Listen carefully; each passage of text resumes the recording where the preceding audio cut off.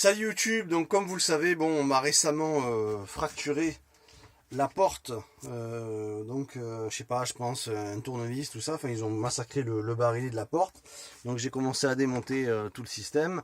Alors malheureusement, changer le barillet là-dessus, ça coûte presque aussi cher que la pièce neuve.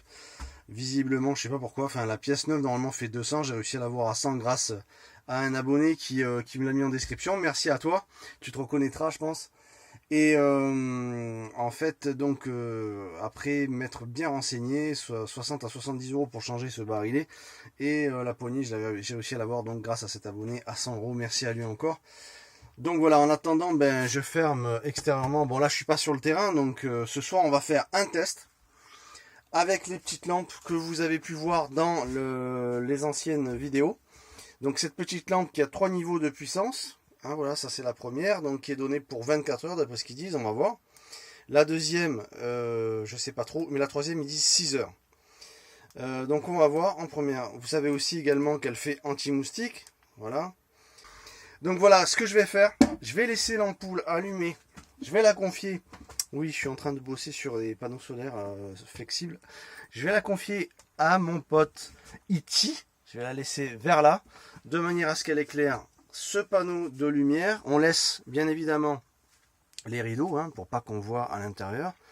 Et principalement l'avant. Pourquoi? Parce que la lumière va bien éclairer là. C'est vrai qu'au niveau de la chambre, ça se verra un petit peu moins, mais enfin on verra que c'est lumineux, que c'est éclairé. On va voir ce que ça donne à l'extérieur. Voilà, on va voir. L'idée c'est tout simplement que si vous n'êtes pas dans votre camping-car pour toute une nuit, avec ces petites lampes, vous n'allez pas manger votre batterie et vous allez utiliser, puisqu'elle est autonome, le lendemain vous la rechargez avec le solaire très facilement, ça se recharge très vite. Et voilà, et donc effectivement on va voir de l'extérieur ce que ça donne. Là la nuit est en train de tomber, il fait pas complètement nuit, c'est en train d'arriver. Voilà, bon on y est presque, on voit les lampadaires allumés, mais on y est presque. Donc voilà, on va voir de l'extérieur ce que ça donne en attendant un peu la nuit. Ok, donc je coupe la lumière et je laisse Ichi. Tiens, il est mignon, tiens, avec sa petite lampe. Ichi, téléphone maison. Voilà, donc je ferme les rideaux. Faut pas qu'on voit dans le camping-car quand même. Hein. Voilà, et là, on va faire comme si il y a quelqu'un. Et la nuit commence à tomber quand même. Hein. Ça commence à être bon. Bon, alors voilà ce que ça donne. On est au même endroit où s'est passé les fractions, hein, en fait. Donc en attendant que je change la serrure, je suis collé à la voiture de manière à ce qu'on ne peut pas ouvrir la porte. Alors il y a beaucoup de lumière incidente. Donc on a les lampadaires qui éclairent énormément. Donc malgré tout, vous voyez, ça éclaire pas mal. On est juste à côté du lampadaire, mais malgré tout, si on regarde bien, on voit effectivement, on voit que c'est allumé à l'intérieur. Donc c'est pas une mauvaise idée. Je pense que ça peut dissuader, bien sûr, pas quand vous êtes dedans, mais si ça sert à rien, sinon on ne pouvait pas dormir.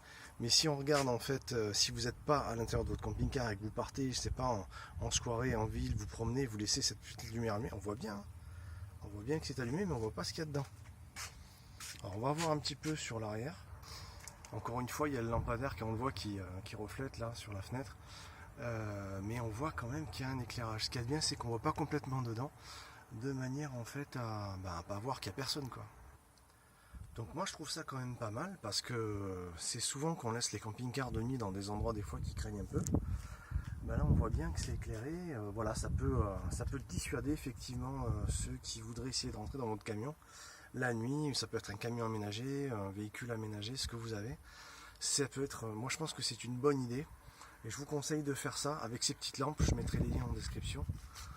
Donc je vais laisser allumer toute la nuit. On va voir demain matin si la lampe aura tenu. En même temps, on va tester l'autonomie de cette petite lampe et si ça marche comme ils le prétendent. Ichi, téléphone maison. Reste sage toute la nuit. Si t'es sage, je te laisserai téléphoner finalement à ta planète. Donc nous revoilà au petit matin.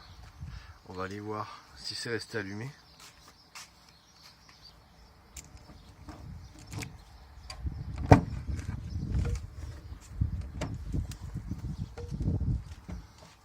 Alors, est-ce que c'est resté bien allumé comme prévu?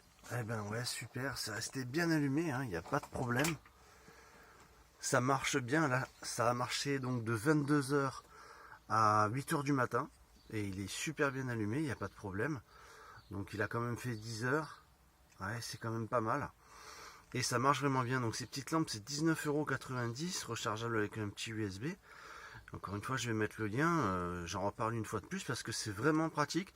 Et ça peut dissuader. Moi, je suis content. L'air de rien, ça marche bien. Et je pense que c'est une bonne idée, ce système.